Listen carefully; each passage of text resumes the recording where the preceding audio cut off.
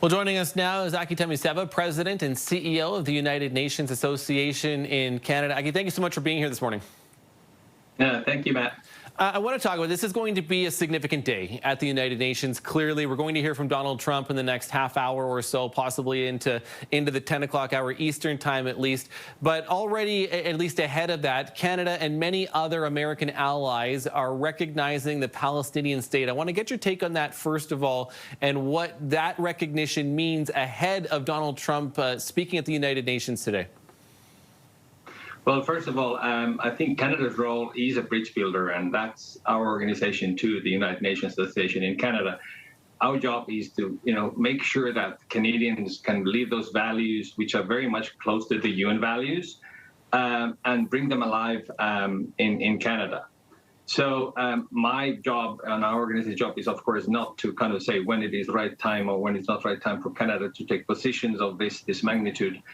The world, as Gutierrez just said, is at a breaking point almost. It is a very polarized world, and we are working towards a very different solution where we still believe that there is hope, that there's diplomacy. Through diplomacy, we can create a better world for tomorrow. So that's my firm belief, and especially with the youth we're working with.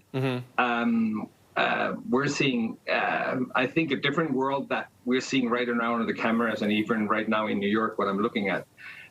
So I do believe, and I think that's Canada's role, is to create that belief, create those bridges, create those avenues for peace. And we've seen that happen. You mentioned it too. Canada has played that role in the past, but I guess the big difference this time, Aki, is that the U.S. is not on side. The U.S. is on a different side of this. So what kind of challenges does that present for you, for Canada, for the United Nations, when Donald Trump has stopped contributing funding to the United Nations, but also does not appear to be, again, and is not going to be on the same side as a number of other allies here today and moving forward?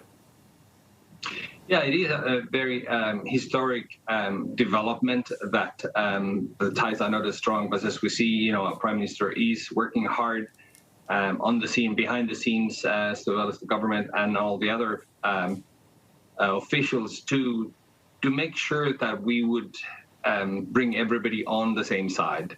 It's not going to be easy. There is clear direction from U.S. and other countries, but I think there are more things in common than not in common.